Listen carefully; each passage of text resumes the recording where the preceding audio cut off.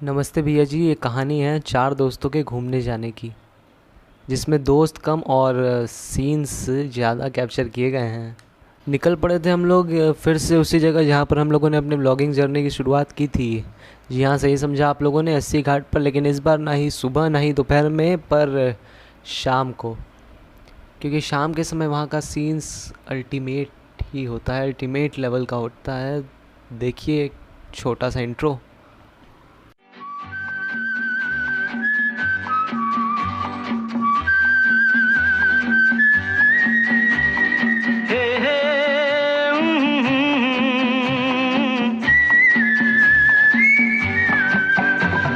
शाम मस्तानी मदहोश किए जाए, मुझे डोर कोई खींचे तेरी ओर लिए जाए।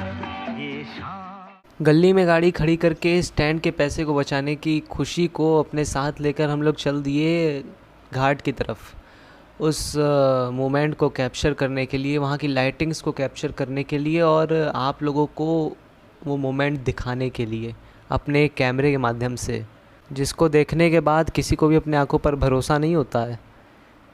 सही कह रहे हैं। अगर आप बनारसी हैं तो आप ये चीज़ जानते होंगे, अगर बनारसी नहीं हैं तो वीडियो देखिए, पता चल जाएगा।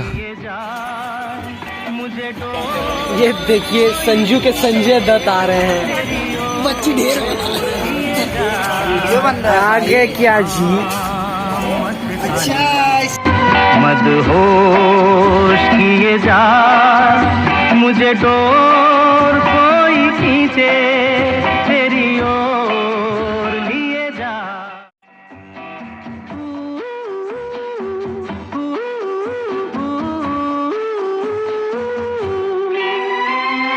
दूर रहती है तू, मेरे पास आती नहीं, होठों पे तेरे कभी प्यास आती नहीं।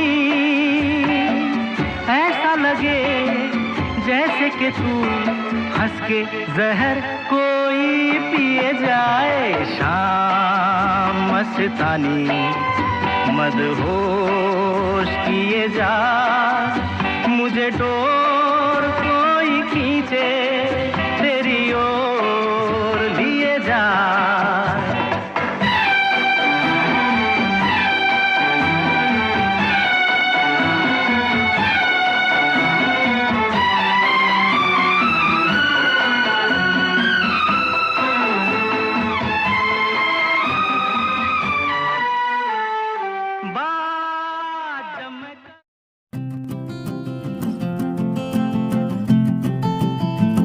तो घाट घूमने के बाद, आरती देखने के बाद, घाट के कुछ फैसिनेटिंग से नज़ारे देखने के बाद आकाश जी को कहीं दूर से मेले की एक झलक दिख गई। और मेले में तो झूले होते ही हैं, और उन झूलों को देखकर आकाश जी अपने कदमों पे काबू नहीं पा पाए और चल दिए उस तरफ, और उनके पीछे पीछे हम लोग भी चल दिए। बहुत देर के जद्दोजहद के बाद ये डिसाइड हुआ कि हम लोग उस मेले के सबसे बड़े वाले झूले पे जाएंगे। और फिर क्या था, हम लोग टिकट लेके लग गए लाइन में। बचा के रखे हैं हमने वो दिन। करीब 10 से 15 मिनट लाइन में लगने के बाद अब बारी आ गई थी झूले पर बैठने की, और हम लोग बैठ भी गए थे, डर के आगे जीत है बोलकर। लेकिन जैसे ही झूला ऊपर गया, आप लोग खुद ही देख लीजिए सबकी हालत क्या हुई थी।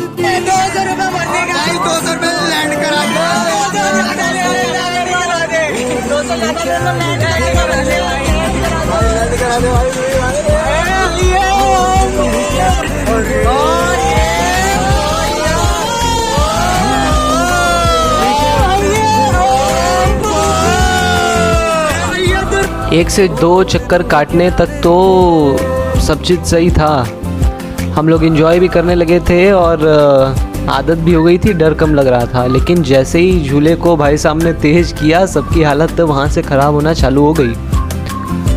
सबकी तबीयत ख़राब होने लगी। जिस चीज़ का डर था वही हो गया। हमारे ऋषि भैया जिस चीज़ को बार बार बोल रहे थे वही चीज़ हो गया है।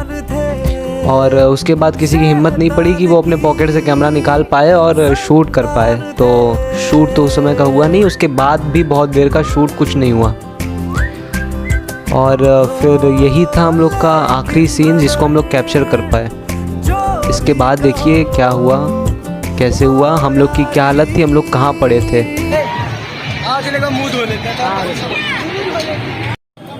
बेचारा पीड़ित है, ये मजबूर है, लेकिन हम नहीं मजबूर। पीड़ित व्यक्ति हैं ये, और एक पीड़ित व्यक्ति हम भी हैं। हम आपको अपना उंगलियां दिखा नहीं सकते। यहाँ से व्लॉगिंग बंद कर दे रहे हैं क्योंकि व्लॉगिंग करने की हालत में हम लोग हैं नहीं। आप मानते हैं आखिर में कुछ चीज़ें ख़राब हो गई, तबीयत ख़राब होने लगी, लेकिन एक चीज़ की खुशी थी कि हम लोग इसके पहले अपने सारे मोमेंट्स को जिए और इस मोमेंट को भी हम लोग जिए। कुछ नया एक्सपीरियंस मिला, पता चला कि क्या करना है क्या नहीं करना है। बस दुख इस बात का था कि हम लोग मोमो नहीं खा पाए। तो इस नोट पर करते हैं व्लॉग को ख़त्म और मिलते हैं आप लोगों से अगले व्लॉग में। तो चैनल को सब्सक्राइब कर दीजिए अभी तक अगर नहीं किए हैं, इस वीडियो को लाइक कर दीजिए अगर अच्छा लगा है, और अपने दोस्तों में ज़्यादा से ज़्यादा इस वीडियो को फैलाइए। तो मिलते हैं आप लोगों से अगले व्लॉग में, तब तक के लिए नमस्कार भैया जी। देखो ही नहीं, ये है ओस की बूंदें।